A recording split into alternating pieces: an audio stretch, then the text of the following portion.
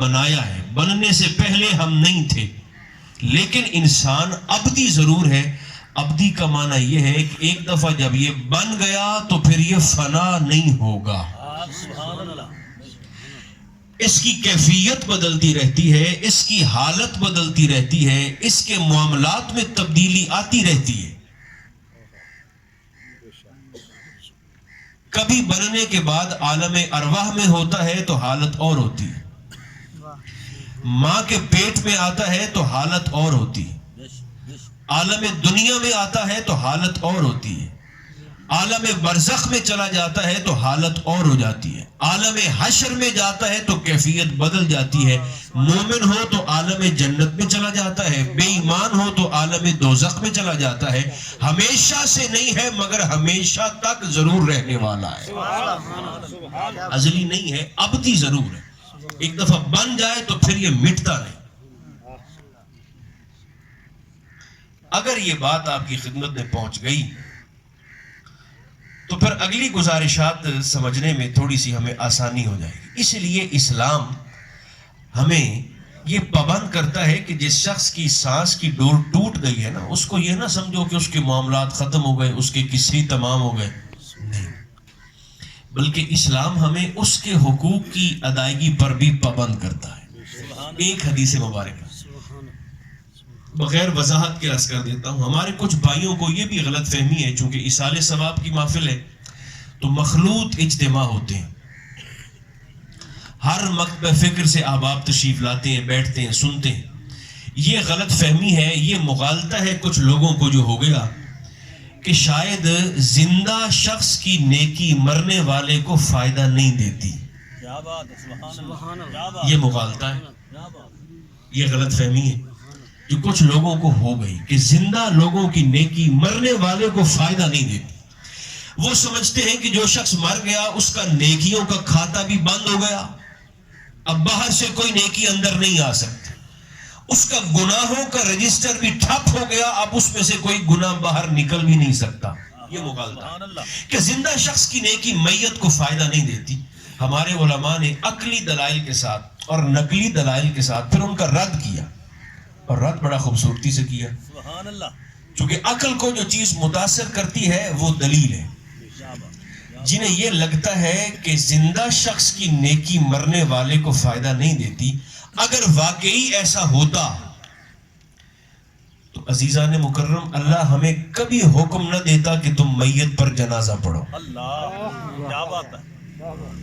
کبھی بھی حکم نہ دیتا، کیونکہ فائدہ ہی اگر نہیں ہے۔ اگر زندہ شخص کی نیکی کا مرنے والے کو نفع ہی کوئی نہیں تو پھر ہمیں حکم دیا جاتا کہ اس بیچارے کو ویسے ہی دفن کر دو قبر میں، خواہ خواہ اعلانات کر کے اس کو کاندھوں پہ اٹھا کر تم بھی وضو کرو گے، وقت لگے گا، پھر لباس پاک ہوں گے، پھر قطاریں بنیں گی، پھر سفر کر کے آؤ گے، پھر سروں کو ڈھانپو گے، پھر کچھ دیر انتظار کرو گے۔ اتنی دقت کا ہے کہ تمہاری نیکی کا تو مرنے والے کو فائدہ ہی نہیں ہے۔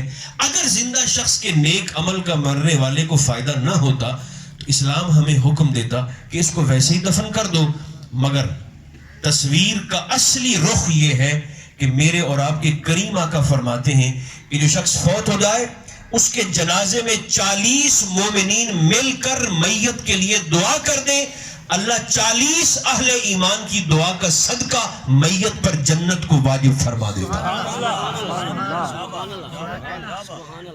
نگاہ نبوت دیکھ رہی تھی، ہو سکتا ہے میرے کسی غلام کو جنازے کے ساتھ 40 لوگ میسر نہ آئے، چونکہ دیکھیں نا یہ بھی تو مقدر کی بات ہے، بلکہ جس جماعت کے ساتھ ہمارا تعلق ہے اہل سنہ امت مصطفیٰ کا سواد اعظم، جن کے متعلق حضور علیہ السلام کی بشارت ہے، من شذ شذ فی النار او کما قال علیہ السلام، سرکار نے فرمایا جو اس جماعت سے کٹ کے علیحدہ ہو گیا وہ خود کو جہنم کا ایندھن سمجھے۔ اہل سنت کے لیے تبشیر ہے اور دوسروں کے لیے تنذیر ہے، ڈر، تھریٹ ہے۔ آقا فرماتے ہیں جو اس جماعت سے کٹ کے جدا ہو گیا وہ تو جہنم میں گیا، آقا فرماتے ہیں۔ اس لیے ید اللہ علی الجماعہ کی بشارت جن لوگوں کے لیے ہے وہ امت مصطفیٰ کا سواد اعظم، یہی جماعت اہل سنہ والجماعہ ہے۔ ہمارا تو یہ عقیدہ ہے کہ بعض جنازہ پڑھنے والے لوگوں کی وجہ سے مرنے والا بخشا جاتا ہے اور بعض میتوں کی وجہ سے جنازہ پڑھنے والے زندہ لوگ بخشے جاتے ہیں. یہ دو طرفہ اللہ کی رحمت کا سلسلہ ہے جو اس نے امت مصطفیٰ میں رائج فرمایا. آقا نے فرمایا 40 لوگ دعا کر دیں, مرنے والا بخشا گیا. حضور کی نگاہ کرم نے دیکھا کہ ہو سکتا ہے میرے کسی غلام کو جنازے کے ساتھ 40 لوگ نہ ملے, تو پھر وہ کیا فضل سے یا کرم سے محروم ہو جائے گا؟ ہرگز نہیں. اس کے لیے آقا نے پھر رحمت کا یوں سمجھے کہ دوسرا پیکج ارشاد فرمایا دوسرے مقام پر. اس کے لیے آقا علیہ السلام فرماتے ہیں 40 لوگ ہو جائیں تو فابہا, اگر 40 نہیں ہیں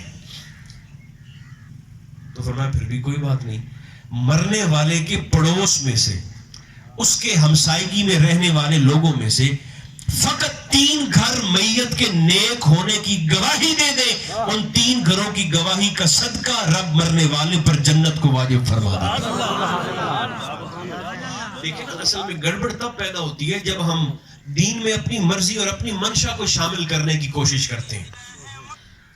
یہ جو ہم جنازے کے موقع پر کہہ دیتے ہیں نا کہ بڑا نیک آدمی تھا یا بڑی نیک بی بی تھی, یہ کوئی ہمارے علاقہ کی, کوئی مترو کی, کوئی لڈن کی, کوئی وہاڑی کی, کوئی ملتان پاکستان کی رسم نہیں ہے.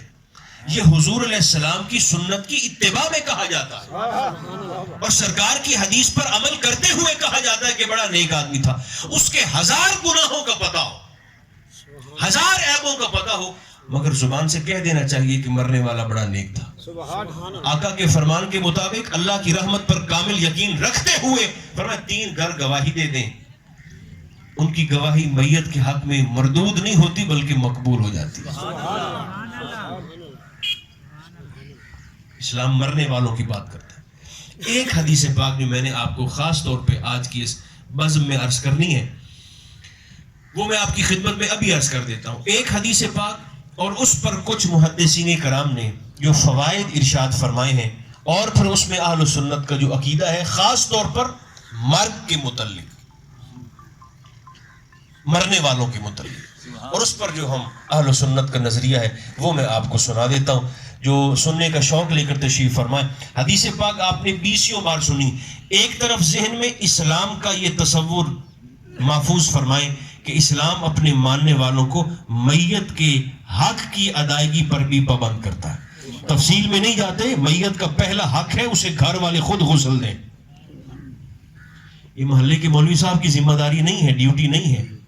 باپ فوت ہو جائے تو جس باپ کی جیب میں ہاتھ ڈال کر اولاد نے شناختی کارڈ نکالا ہے کہ زمین بھی تو نام کروانی ہے, وہ جو بینک میں پڑے ہیں وہ بھی تو نام کروانے ہیں, تقسیم کرنے ہیں, انہی بیٹوں کا پہلا فرض ہے اور میت کا پہلا حق ہے کہ اپنے باپ کو خود اپنے ہاتھوں سے غسل دیں. دیکھیں اس میں بے شمار حکمتیں ہیں. ایک حکمت میں آپ کی خدمت میں پیش کر دیتا ہوں. دیکھیں اگر کسی شخص کے جسم میں عیب تھا, کہیں پر بھی عیب تھا, اور اس بیچارے نے ساری زندگی اپنے اس عیب کو چھپایا, اب بیچارہ ہو گیا ہے بے سد اور سامنے لیٹا ہے چارپائی پر, آپ اس کو ڈال دیتے ہیں دوسروں کے رحم و کرم پر. باپ تو ہمارا ہے نا, دوسرے کا تو نہیں ہے. بھائی تو ہمارا ہے, کسی اور کا تو نہیں ہے.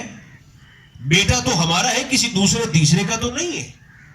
اگر وہ دیکھتا ہے غسال ہے, نہلانے والا ہے, کبھی سیدھا کرتا ہے, کبھی الٹا کرتا ہے, کبھی پہلو کے بل کرتا ہے, اور اس کی نظر اس جسمانی عیب پر پڑ جاتی ہے. اس لیے حضور نے علیہ السلام نہلانے والے کے لیے بھی بڑا سخت ارشاد فرمایا ہے. خوشخبری بھی ہے اور پھر ڈر بھی ہے.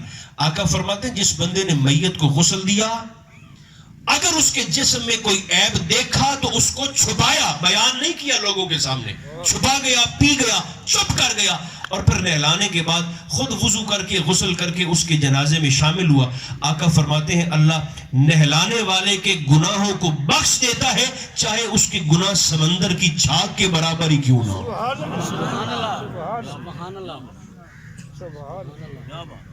عیب پر پردہ پوش, میت کے بھی, اور اگر کسی بیچارے زندہ کا کسی عیب کا پتہ چل جائے تو اس پر بھی پردہ پوش ہے. اس کا بھی چوک میں اعلان نہیں کرنا ہوتا, اس کو بھی چھپانا ہوتا ہے, چونکہ اللہ بھی تو چھپا لیتا ہے نا. ایک صحابی حضور کی بارگاہ میں حاضر ہوئے اور سرکار سے کہتے ہیں حضور دیکھیں نا آپ کا فلاں صحابی اپنے غلام کو مار رہا ہے، یعنی فزیکلی مارتا پہ جسمانی طور پہ. حضور نے ممبر چھوڑا، آقا تشریف لے گئے خود چل کر، اور دیکھا تو وہ صحابی واقعی غلام کو مار رہے تھے.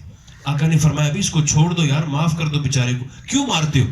صحابی نے کہا حضور یہ بار بار سمجھاتا ہوں، بار بار وہی غلطی پھر سے دہراتا ہے، اسے کتنی دفعہ معاف کروں؟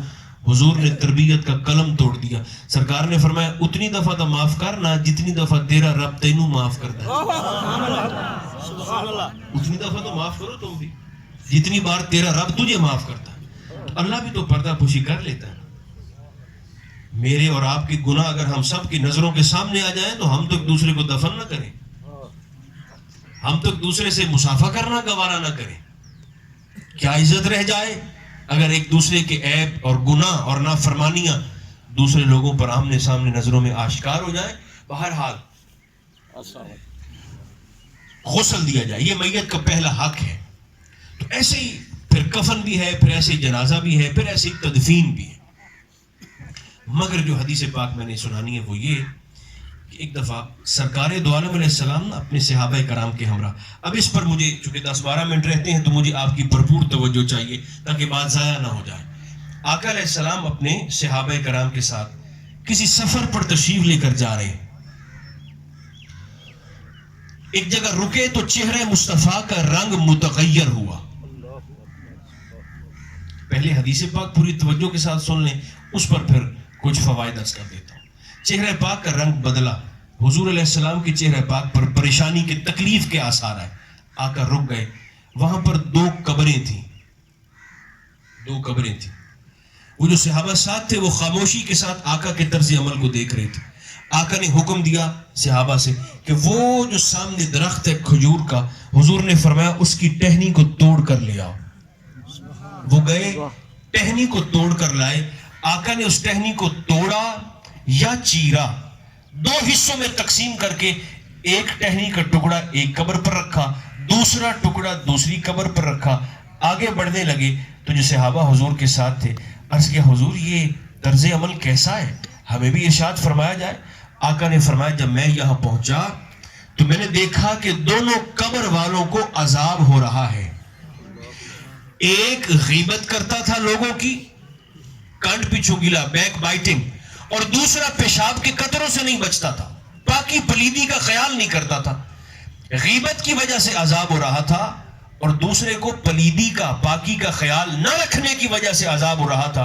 فرمایا کھجور کی شاخیں توڑوا کر اوپر رکھی ہیں، یہ جب تک تر رہیں گی اللہ کا ذکر کریں گی اور ذکر الہیہ کی وجہ سے ان دونوں قبر والوں سے عذاب ٹلا رہے گا. حدیث پاک آپ نے سن لی. آقا آگے سفر پر روانہ ہو گئے. مگر اس میں 3-4 باتیں ہیں جو بڑی قابل توجہ ہیں. پہلی بات، آقا کا وہاں پہنچنا اور حضور علیہ السلام کا چشمان مقدس سے یہ دیکھنا کہ دونوں قبر والوں کو عذاب ہو رہا ہے. پہلی بات تو یہ پتہ چلی کہ آقا موجود ہیں اس وقت عالم دنیا میں. اب تھوڑی مہربانی آپ نے کرنی ضرور ہے بولنے والی بھی تاکہ میں تسلی میں رہوں. میرے اور آپ کے کریم موجود ہیں عالم دنیا میں اس وقت، اور وہ دونوں قبر والے موجود ہیں عالم برزخ میں، عالم قبر میں، اور آقا نے دیکھا کہ دونوں کو عذاب ہو رہا ہے. پہلی بات تو یہ ہے جو نبی مکرم علیہ السلام دنیا میں رہ کر عالم برزخ والوں کو دیکھ سکتے ہیں، وہ نبی آج اپنی قبر شریف میں عالم برزخ میں رہ کر دنیا میں موجود اپنے امتیوں کے حالات سے باخبر بھی ہو سکتے ہیں. اگر وہ بات عقل میں آتی ہے تو یہ بھی آنی چاہیے. قرآن کہتا ہے النبی اولیٰ بالمؤمنین من انفسہم، تمہاری جانیں اتنا تمہارے نہیں قریب، تمہاری روحیں تمہارے اتنا نہیں قریب جتنا تمہارے قریب میرے مصطفیٰ ہیں. یہ اللہ فرماتا ہے. اور حضور کیا فرماتے ہیں؟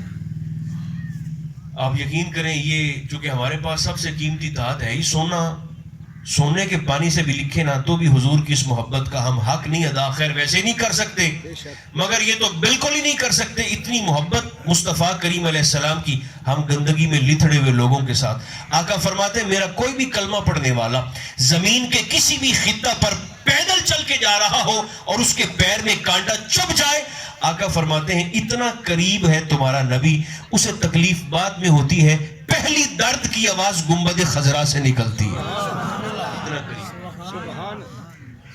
جو نبی دنیا میں رہ کر قبر والوں کو دیکھ سکتے ہیں، وہ آج قبر شریف میں رہ کر اہل دنیا میں اپنے غلاموں کو بھی دیکھ سکتے ہیں۔ ایک دوسری بات، حضور علیہ الصلوۃ والتسلیم نے صرف عذاب ہوتے نہیں دیکھا بلکہ آقا نے اس عذاب کی وجہ بھی بتائی کہ جب یہ دونوں زندہ تھے نا، ایک غیبت کرتا تھا ماضی میں جب زندہ تھا، دوسرا خیال نہیں کرتا تھا طہارت کا جب زندہ تھا دنیا میں ماضی میں۔ عذاب ہو رہا ہے، یہ حال ہے، حال پریزنٹ، کس وجہ سے عذاب ہو رہا ہے یہ ان دونوں کا ماضی تھا۔ دوسری بات کا یہ پتہ چلا جو نبی حال کو جانتا ہے، جو نبی ماضی کو جانتا ہے، وہ رب کی عطا کردہ طاقت سے ہمارے مستقبل کو نہیں جان سکتے۔ جو گزرے کل کو جانتے ہیں، جو آج کو جانتے ہیں، وہ آنے والے کل سے بھی باخبر ہیں۔ دو تیسری بات اسی حدیث پاک سے جو ہمیں پتہ چلی وہ یہ کہ آقا علیہ السلام کا ٹہنیاں منگوا کر قبروں پر رکھنا کہ جب تک یہ اللہ کا ذکر کریں گی عذاب ٹلا رہے گا۔ حضور ہمیں بتانا یہ چاہتے ہیں کہ میں صرف عذاب ہوتا ہی نہیں دیکھ رہا، مصطفیٰ عذاب کو ٹالنے کی طاقت بھی رکھتا ہے۔ بے اختیار نہیں ہے، با اختیار ہے۔ یہ جو ہمارے کچھ دوستوں کو غلط فہمیاں ہو جاتی ہیں نا کہ پتہ نہیں جی ایسے پھر ہاتھ باندھ کے بھیج دیا اللہ نے، خدا بنایا، اختیار ہی نہیں ہے، کچھ کر ہی نہیں سکتے۔ ایسا نہیں ہے، ایسا نہیں ہے، بے اختیار نہیں ہے مصطفیٰ کریم علیہ السلام۔ سارے کے سارے یوں سمجھیں کہ پورا دین حضور کے قدموں کا ایسے طواف کرتا ہے جیسے حاجی کعبے کا طواف کرتا ہے۔ کتنے لوگ جمع ہوتے ہیں حج پر؟ 40-50 لاکھ کا اجتماع ہوتا ہے۔ یہ کووڈ سے پہلے 2 سال پہلے 40-50 لاکھ کا میکسیمم اجتماع ہوتا ہے حج کے موقع پر، مگر وہاں ہوتے سارے احرام میں ہیں۔ بڑے بڑے محدثین بھی ہوتے ہیں، بڑے بڑے صوفیاء، بڑے بڑے فقیر بھی ہوتے ہیں، میدان عرفات میں سارے احرام میں ہوتے ہیں، سارے حاجی ہوتے ہیں، حج کرنے کے لیے گئے ہوتے ہیں، مگر وہاں کسی کی جرت ہے کہ کھڑا ہو کر نماز مغرب ادا کر سکے؟ یہاں نہ پڑھے تو رب پکڑ لیتا ہے نماز، وہاں احرام کی حالت میں پڑھ لے تو اللہ فرماتا ہے تیرا حج تیرے منہ پر ماروں گا۔ مولا ایسا کیوں ہے؟ فرمایا اس لیے کہ جہاں میرے مصطفیٰ نے نہیں پڑھی تو کون ہوتا ہے پڑھنے والا؟ جہاں مصطفیٰ نے پڑھی ہے تو پڑھ، جہاں حضور نے چھوڑ دی ہے تو چھوڑ دے۔ جہاں آقا نے پڑھی وہاں پڑھنا سنت بن گیا، جہاں حضور نے چھوڑی فرمایا وہاں نماز کو چھوڑنا سنت۔ وہاں پڑھ لیں تو حج رد ہو جاتا ہے، مقبول نہیں رہتا، مردود ہو جاتا ہے۔ تو سارا دین حضور کے قدموں کا طواف کرتا ہے جیسے حاجی کعبے کے گرد گھومتا ہے۔ تو مصطفیٰ صاحب اختیار۔ تیسری بات یہ پتہ چلی کہ میں صرف عذاب ہوتا ہی نہیں دیکھ رہا، عذاب کو ٹالنے کی طاقت بھی رکھتا ہوں۔ چوتھی بات، آقا کا ٹہنیاں منگوا کر قبر پر رکھنا۔ اسی کے ضمن میں چوتھی بات یہ ہے کہ جو رسول معظم علیہ السلام دنیا میں رہ کر قبر والوں کا عذاب ٹال سکتے ہیں اور ٹالا، وہ رسول آج قبر شریف میں رہ کر ہم غلاموں کی مشکل کشائی نہیں فرما سکتے؟ جو بول رہے ہیں آپ کو میری طرف سے سبحان اللہ ممبر سے، جو عظمت مصطفیٰ پر بول رہے ہیں، جو نبی مکرم علیہ السلام دنیا میں رہتے ہوئے قبر والوں کی مشکل کشائی اور مدد فرما سکتے ہیں، وہ رسول آج قبر شریف میں رہ کر ہماری مشکل کو بھی آسان کر سکتے ہیں اللہ کی عطا کردہ طاقت کے ساتھ۔ اور جنہیں یہ لگتا ہے کہ صاحب دیکھو کون سی چیز ہے جو اللہ نہیں دیتا اور تم نے ضرور نبی سے مانگنی ہے، کون سی شے ہے جو رب نہیں دیتا؟ ہر شے تو اللہ دیتا ہے. ایسا ہی ایک شخص نا وہ کسی عاشق رسول کے پاس چلا گیا تو اس نے کہا جی ہر چیز تو اللہ دیتا ہے, تو آپ کیا نبی سے مانگتے ہیں؟ سب کچھ تو رب دیتا ہے. تو اس عاشق رسول نے کہا کہ اللہ بھلا کیا کیا دیتا ہے؟ اس نے کہا جی بیوی اللہ دیتا ہے, اولاد اللہ دیتا ہے, پیسہ رب دیتا ہے, عزت رب دیتا ہے, منصب رب دیتا ہے, ساری نعمتیں تو اللہ دیتا ہے. اس عاشق رسول نے کہا اگر میرے پاس ساری نعمتیں پہلے سے ہی موجود ہوں, کوئی نعمت نہیں چاہیے ہو, نعمتوں کا عطا کرنے والا رب چاہیے ہو, تو بتاؤ رب کہاں سے ملتا ہے؟ نعمتیں تو خدا سے ملتی ہیں نا, تو خدا کہاں سے ملتا ہے؟ اس نے کہا یہ تو مجھے بھی نہیں پتا. اس نے کہا میں بتاتا ہوں, نعمتیں چاہیے تو خدا سے مانگ لو, اگر اللہ کی معرفت چاہیے تو رب کی معرفت ملتی ہے دہلیز مصطفیٰ سے. رب کا پتہ حضور کو چھوڑ کر پھر کہیں اور سے نہیں ملے گا, پھر دھکے ہی ہیں مصطفیٰ کریم علیہ السلام کو چھوڑ کر. ہاں بشرطے کہ جس نے مانگنا ہے مانگنے والے کو حیا ہو, مانگنے کا سلیقہ ہو. کبھی کبھی کوئی شعر بڑا ذہن میں رہ جاتا ہے. وہ کسی نے نا بڑی محبت کے ساتھ ان لوگوں سے سوال کیا جو یہ سمجھتے ہیں کہ پتہ نہیں حضور سے مانگیں گے تو پتہ نہیں اللہ کی توحید میں کوئی فرق آ جائے. شاعر ان سے مخاطب ہو کر پوچھتا ہے کہتے ہو آج ان سے مانگنا ہے شرک. سوالیہ انداز میں کہتے ہو آج ان سے مانگنا ہے شرک, اچھا تو کل کیسے کہہ سکو گے کہ کوثر پلائیے؟ کل بھی آنکھ سے کہ مولا میں تو پیالہ دے رہے تو لمڑے, کل کیسے کہہ سکو گے کہ کوثر پلائیے؟ مانگنا تو پڑے گا حضور سے, جائے رفتن نہ پائے ماندن.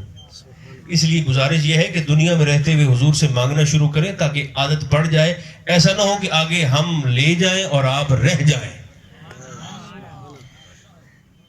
دیکھیں بھائی, چوتھی بات یہ تھی کہ سرکار نے فرمایا میں طاقت بھی رکھتا ہوں عذاب کو ٹالنے کی. پانچویں بات یہ ہے جس کا تعلق ہمارے یہاں بیٹھنے کے ساتھ ہے. اب اتنے سارے احباب تشریف لائے ہیں دور و نزدیک سے سفر کر کے, اس کا تعلق ہمارے یہاں بیٹھنے کے ساتھ. آقا نے فرمایا جا کے نا وہ ٹہنی توڑ کے لاؤ کھجور کی. یہ جو ہم محرم الحرام میں یا دیگر سال کی کسی بھی دن ہم کھجور کی ٹہنیاں یا تر شاخیں یا پھول وہ ہم جا کے قبروں پہ ڈالتے ہیں نا, یا پھولوں کی چادر چڑھاتے ہیں, وہ بھی کوئی ہماری رسم نہیں ہے, وہ بھی حضور کی اسی حدیث پاک کی اتباع میں کرتے ہیں. یہ کوئی بدعت نہیں ہے کہ جو ہم نے شروع کر رکھی ہے یا ہندوستان یا پاکستان کے لوگوں نے, بر صغیر کے لوگ, بدعت نہیں ہے. یہ آقا کی حدیث کی اتباع ہے. سرکار نے شاخیں رکھ دی, اور کھجور کے درخت میں حکمت یہ ہے, ورنہ درخت تو اور بھی تھے وہاں پر, لیکن آقا نے حکماً فرمایا کہ کھجور کے درخت سے لے آؤ. اس میں حکمت یہ تھی کہ کھجور کا درخت دیر تک ہرا رہتا ہے, دیر تک. اس لیے آقا نے فرمایا کہ مومن کی مثال کھجور کے درخت کی طرح ہے. سرکار فرمانے لگے کھجور کے درخت کی طرح ہے. حضور وہ کیوں؟ فرمایا جیسے یہ سارا سال سبز رہتا ہے نا, اس پر خزاں کا اثر نہیں ہوتا, فرمایا ویسے ہی مومن بھی ایمان کی بہار کی وجہ سے ایسے ہی پوری زندگی تر و تازہ رہتا ہے کھجور کے درخت کی طرح. تو ہم بھی کسی اور درخت کی ٹہنیاں شاخیں نہیں رکھتے, بلکہ ہم بھی کھجور کی ٹہنیاں رکھتے ہیں کہ سرکار کی حدیث پاک کی کامل اتباع ہو جائے. تو ٹہنیاں رکھی. حضور کیوں؟ فرمایا ذکر کریں گی نا تو عذاب ٹل جائے گا. اب آخری جملے ہیں اور بڑی توجہ کے ساتھ قبول فرمائیں گے. اگر کھجور کی بے جان ٹہنیاں اللہ کا ذکر کریں اور ان بے جان ٹہنیوں کے ذکر کی وجہ سے دونوں قبر والوں سے عذاب ٹل جائے. دوبارہ کہہ دیتا ہوں, کھجور کی 6-8 انچ کی 2 بے جان شاخیں اگر اللہ کا ذکر کریں اور ان دونوں کے ذکر کی وجہ سے قبر والوں کا عذاب ٹل جائے, تو آپ کا کیا خیال ہے یہ 6-6, 5-5, 4-4 فٹ کے حضور کے امتی صاحبان ایمان اگر یہ یہاں بیٹھ کر سرکار دو عالم علیہ السلام کا ذکر کریں, اللہ کا ذکر کریں, تو ان کے ذکر کا وسیلہ مرحومہ کے حق میں قبول نہیں ہوگا. اگر ٹہنیوں کی بات عقل میں آتی ہے تو اہل ایمان کی بات بھی عقل میں آنی چاہیے. اگر ان کی وجہ سے عذاب ٹل سکتا ہے ذکر کی وجہ سے، تو اہل ایمان کے ذکر کی وجہ سے بھی اللہ مرنے والے کے درجات کو بلند کرتا ہے۔ اور آخری بات، عذاب قبر کا مذاق نہیں اڑانا چاہیے، جو سب سے ضروری بات، چونکہ ہمیں عذاب قبر مصطفیٰ کریم علیہ السلام نے بتایا ہے، ٹھٹھا نہیں کرنا چاہیے، عذاب قبر سے پناہ مانگنی چاہیے، مذاق نہیں اڑانا چاہیے، کیونکہ عذاب قبر حضور فرماتے ہیں حق ہے۔ آخرت کی منزلوں میں سے پہلی منزل قبر ہے، اور ایک حدیث پاک آقا فرماتے ہیں جب مرنے والا قبر میں جاتا ہے تو پہلا کام قبر کیا کرتی ہے؟ حضور فرماتے ہیں اس کو بھینچتی ہے، دباتی ہے۔ آقا کیسے دباتی ہے؟ فرمایا مرنے والا نیک ہو تو ایسے دباتی ہے کہ جیسے ایک دوست دوسرے دوست کو گلے ملتے ہوئے دباتا ہے، سبحان اللہ، محبت کے ساتھ۔ اور اگر خدا پناہ گناہگار ہو، فاسق و فاجر ہو، بد کردار ہو، تو فرمایا اسے اتنی زور سے بھینچتی ہے کہ قبر میں آنے والے کی دائیں سمت والی پسلیاں اس کی بائیں سمت والی پسلیوں میں دھنس جاتی ہیں، بے وست ہو جاتی ہیں۔ تو عذاب قبر برحق ہے، اس سے پناہ مانگنا چاہیے، اس کا ٹھٹھا یا مذاق نہیں اڑانا چاہیے۔